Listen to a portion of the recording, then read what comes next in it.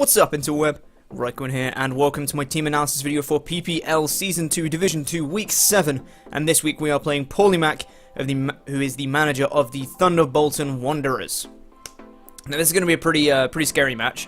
But before we get into the teams that we are bringing, let's take a look at the league table and see how things are shaping up after our Week 6 performance when we choked away the game against Tup. You can see on the league table we have actually moved up though into 8th place because we only lost 1-0, whereas people took bigger losses here and there.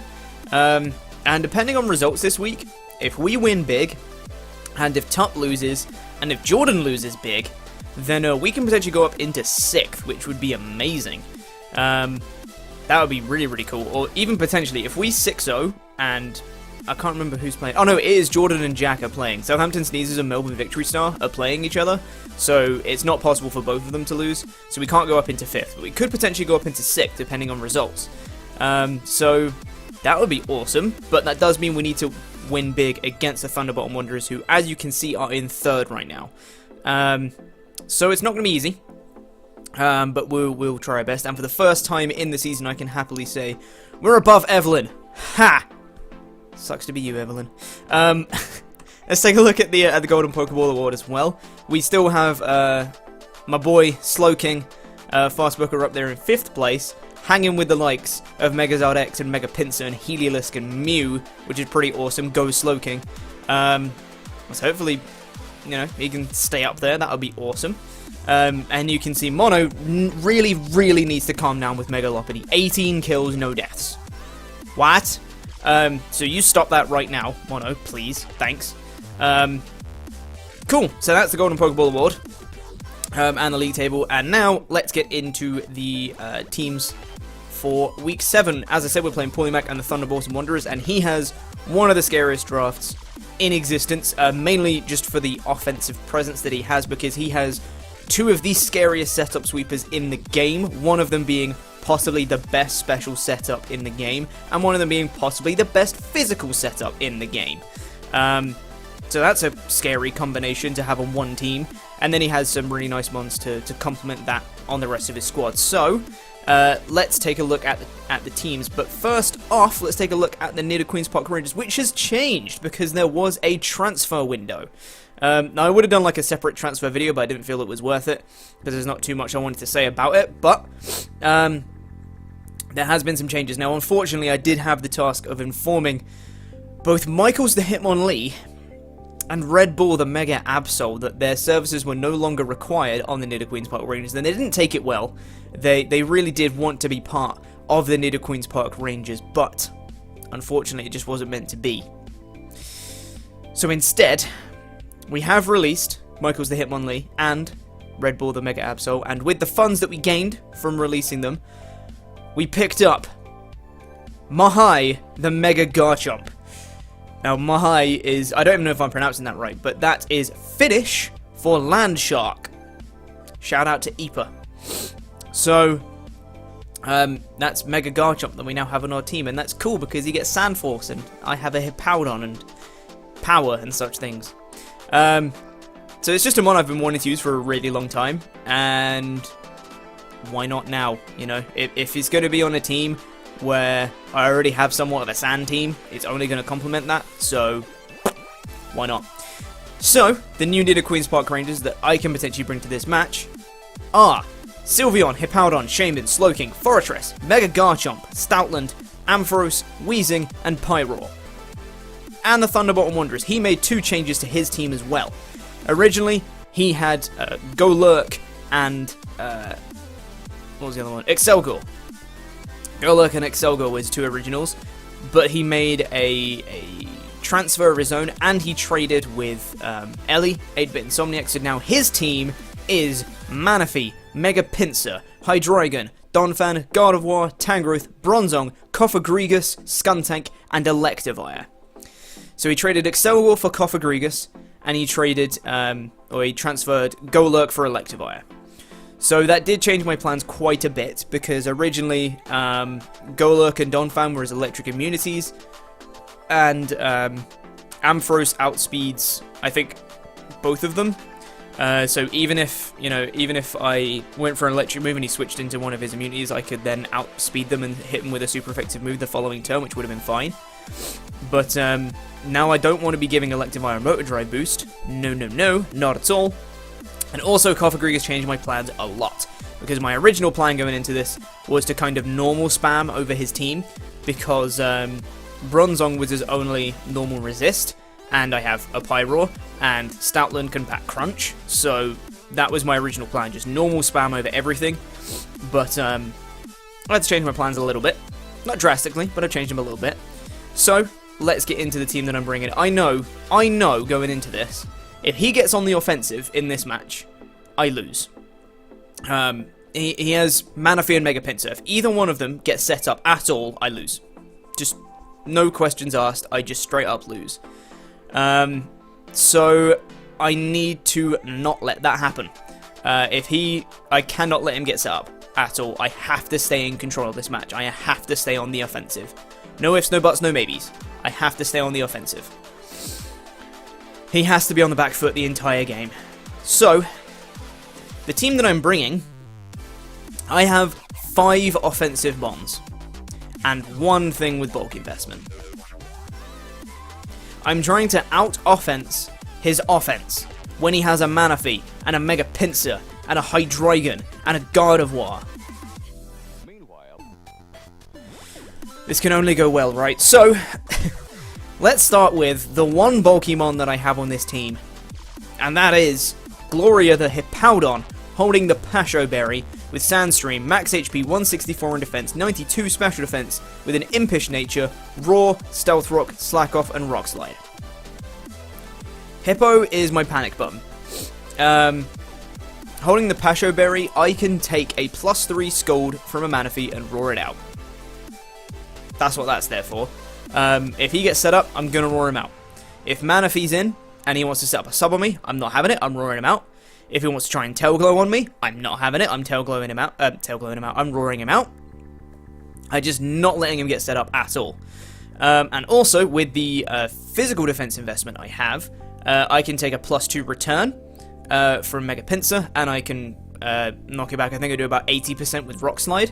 So if he's taken rocks, either on his regular Pinsir form or on Mega Pinsir form, he's going to die to a Rock Slide. I can also take a return, no problem. That's a Jolly Max Attack return. If he's not at +2, I take less than half from it. So if he, for whatever reason, doesn't bring Swords Dance, then I can really, make him pay for it. And yeah, rocks are going to be really nice to wear down his team. Obviously, he has the Mega Pinsir, which is obviously going to be nice for. But it's just nice to try and wear things down. Like I said, I'm going to try and stay on the offensive, and Stealth Rocks turn certain roles in my favor. I'm going to be looking to do huge damage to everything, and I want this to be a very fast-paced game. I want things to be going down very quickly. Whichever way this goes, this is going to be a quick match. Because this is going to be, I come in and kill everything, or I come in and he sets up and he kills everything of mine. It's going to be one way or the other. There's no medium here. So, the Stealth Rocks are going to be nice to try and wear things down to the point where things can come in and just kill everything. That's what I want from this. So, that's my one Pokemon. Also there to set up the Sand for a couple of other mons. So that's Gloria the Hippowdon. Next mon on the team, let's go with something that can use that Sand, and that is BEERSEA the Stoutland, holding the Choice Band. With Sand Rush, Max Attack, 4 Defense, Max Speed, Jolly Nature, Retaliate, Return, Crunch, and Giga Impact. I said I wanted to normal spam over his team, and that remains the same, even though he has Koffagrigus. And I know if I crunch it, it will get rid of my Sand Rush, and that's not good. There's not much I can do about it. I'm hoping not to be confronted with Stoutland versus Koffagrigus. That would be great. But I do have Crunch to hit it, and and also to hit the Bronzong, and once, either if he doesn't bring those, or if they're down, then it can do a lot to his team. Retaliate, if something goes down, I bring in Stoutland, and I hit something ridiculously hard, because that's base 140, Stab. Return, obviously, really big hitting move. Stab again, powerful with the Choice Band, and Giga Impact. Probably not going to be pressing it in the match, but if the situation calls for it, if Retaliate or Return don't kill what I need it to, something's in front of me that's going to be a threat, I can Giga Impact, and I can destroy what's ever in front of me. Like I said, it's only if Retaliate or Return doesn't do it, and I need to kill what's in front of me on that turn. Obviously, I'm not going to do it if, you know, Mega Pinsir's still around, because once I'm recharging the next turn, he can bring him in, set up a substitute Swords Dance in my face, and that's just not good. So I'm going to have to be careful with it. But if the situation calls for it, if what's in front of me needs to be killed on that turn, I have something that can do that. Like I said, probably not going to be pressing it, but it's nice to have just in case. And I didn't need any other coverage on his team. Like I said, he only has one immunity to normal and one resist, both of which are weak to dark. So, that's nice. So, BEERSEA the Stoutland. We'll go on to another mon that can use the sand, and that is MAAHAI the Mega Garchomp, obviously holding the Garchompite. Originally going to have Sand Veil before it Megas, and then once it does, it will have Sand Force. With max attack, 12 special attack, and 244 in speed, with a naive nature, Fire Blast, Earthquake, Rock Slide, and Substitute. This guy has enough speed investment to outspeed Manaphy before I Mega Evolve. So before Garchomp Megas, it has base 102 speed, and after it Megas, it loses speed and goes to 92 base speed. Obviously, Manaphy is 100, so if I can bring this guy in before I've Mega Evolved, I can outspeed a Manaphy unless it's Scarfed, which I do not think is bringing a Scarfed Manaphy. So that's what I want to see from Mega Garchomp, is the ability to hit things really, really hard. If this thing's in the sand, Earthquake and Rock Slide get a Sand Force boost.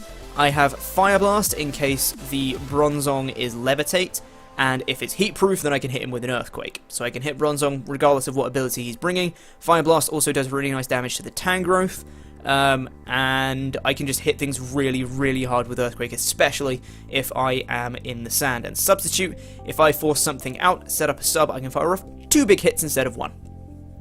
And that'd be nice. So that is MAAHAI the Mega Garchomp. And another mon on the team, let's do Dark Flat the Ampharos, holding the Magnet, with static, 164 in HP, 252 special attack, and 92 in speed, with a modest nature, agility, Thunderbolt, Volt Switch, and Hidden Power Ground. So, agility Ampharos. I am not looking to sweep with this guy whatsoever. If the situation calls for it, and this is quite a specific scenario, but it might happen.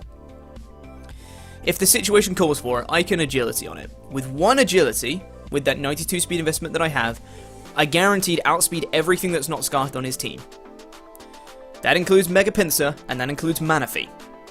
Those are the 2 biggest things, Mega Pinsir and Manaphy. I outspeed both of them, and I can OHKO both of them. Manaphy has to have taken rocks for me to guarantee OHKO it, but if it's taken rock damage on switch in, I guaranteed OHKO it with a Thunderbolt. Same with Mega Pinsir. Mega Pinsir doesn't even have to take rocks. I can OHKO that thing with a Thunderbolt. Which is nice, and I will outspeed both of them if I can get up 1 agility. If I get up 1 agility, then I can absolutely chew a quick attack from Mega Pinsir. It does literally nothing, because I still have pretty nice bulk investment with that 164 in HP. Also, with that 164 in HP, I can take an Earthquake from Mega Pinsir, which is awesome. So, even, you know, if I'm not at +2 speed, if I haven't set up an agility, I can take an Earthquake. I think it does a maximum of about 94%? Something like that. And I can OHKO him straight back with a Thunderbolt. That's awesome. Also, if I don't set up an agility, I'm just a slow Volt Switcher, which is something Ampharos does really well. I'm still relatively bulky with that 164 in HP, and I'm just a slow Volt Switcher. Like, the speed investment means I'm not going to be outspeeding anything I wouldn't naturally, and like, because of the speed tiers, I'll naturally outspeed Donphan and Tangrowth and Bronzong and Cofagrigus, which I'll do anyway, but I'm not going to be outspeeding Hydreigon, Manaphy, Mega Pinsir, Skuntank, and Electivire with my speed investment. So I'm just a slow Volt Switcher. And then at the drop of a dime, I set up an agility and I'm suddenly the quickest thing on the field. So it's nice to be able to have both. And then I have Hidden Power Ground to hit Electivire. If he wants to try and switch in to take my electric attacks, I do not want to be giving that guy a Motor Drive boost. So I've got HP Ground. Doesn't do all that much, but it does more than a Thunderbolt or a Volt Switch would do. So, you know. Again, I could have gone with something like Bulldoze in that place to try and slow Electivire down, but it's fine. That's Dark Flat the Ampharos, and we have 2 more mons left on the team. We've already got one choice band user, so let's throw in a choice specs user, shall we? And this is Tart Scream the PYROAR holding the choice specs with Unnerve, 4 in defense, max special attack, max speed, timid, Fire Blast, Hyper Voice, Hyper Beam, and Dark Pulse.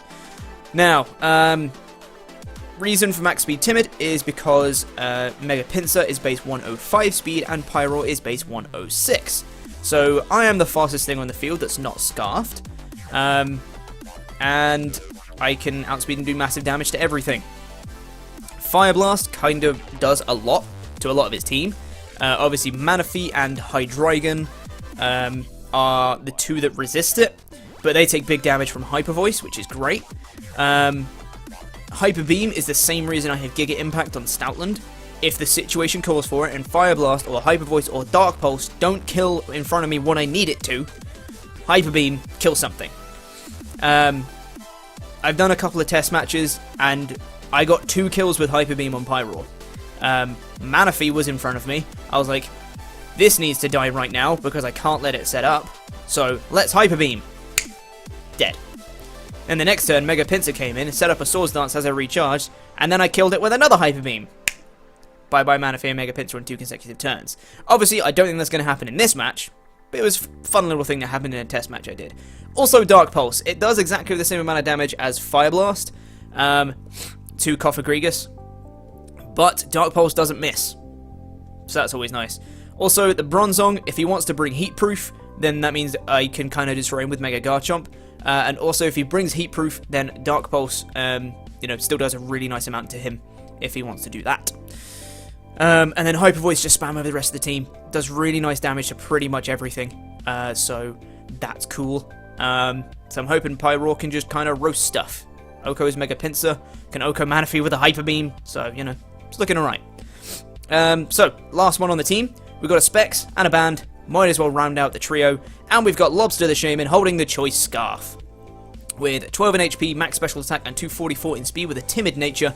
Seed Flare, Dazzling Gleam, Earth Power, and Air Slash. This coverage allows me to hit a lot of his team super effectively. I think the only thing that I don't hit super effectively is if he brings a Levitating Bronzong. I can't hit it. Or what was the other thing? Cofagrigus I can't hit super effectively, but Seed Flare does a pretty nice chunk. Is that it? Gardevoir, I think is the other thing I can't hit super effectively. Yeah, Gardevoir. But again, Seed Flare can do nice damage, plus if I get Speed F drops, can't take 2 of them, so that's cool. 244 speed Timid allows me to outspeed a max speed Scarfed Hydreigon. So I can outspeed that and Dazzling Gleam it in the face. Seed Flare obviously going to do huge damage to Manaphy. I wanted a guaranteed way to outspeed Manaphy because SHAYMIN and Manaphy both have base 100 speed. Didn't want to be risking like a speed tie or something like that. So I've gone with a Scarf to guarantee to outspeed it, and while I was at it, might as well outspeed a Scarfed Hydreigon as well. Which means that pretty much guaranteed SHAYMIN is going to be the fastest thing on the field because I don't think he's going to be bringing a Scarfed Manaphy. And Mega Pinsir obviously can't be Scarfed. So pretty much guaranteed SHAYMIN's going to be the fastest thing on the field. And I have really nice coverage for the entire team, so depending what's in front of me, I can pick a move and just kind of spam it. Obviously, Seed Flare for the Manaphy. It doesn't really hit much else, but I need it for Manaphy because I can't pack like literally anything else to hit it. I need something hard hitting for a Manaphy. Can't let it, set up or whatever. Dazzling Gleam for the Hydreigon. Doesn't hit anything else, but I kind of need that because at the minute I have a distinct lack of ways to take down a Hydreigon. Earth Power is nice for the Bronzong if he's bringing Heat Proof, and for the Skuntank and the Electivire. Air Slash hits the Mega Pinsir and the Tangrowth as well, so yay. So that's the team. 5 offensive Mons and a Hippowdon to set up the sand. That's it. Like I said, if I get on the, if I start playing on the defensive, I lose this game. So I need to try and stay on the offensive, need to try and stay in control of the match. So we'll see how it goes. But that's the team analysis for this week. Links are down below in the description to Paul, as well as to the PPL as a whole. Paul's a really great guy, and hopefully you guys will see something at the start of the match. When I normally do my pre-game promos and such, you'll see something a little bit different this time, hopefully, and it'll be good fun. But yeah, links down below in the description. Do make sure to go check out Paul, as well as the PPL, and links to Titos, who makes all the graphics for all this stuff, as well as the person who's gen my team, who I Who was it? Was it Juan? I think it was Juan. It will be in the description nonetheless, as to who GM my team, so go check them out as well, because they're cool people. So, that'll be it. Thank you guys for watching the team analysis, and hopefully, if I can get this all up on time, the match will be up tomorrow. So, I hope you guys are excited for the match, and I'll see you guys soon. Toodaloo.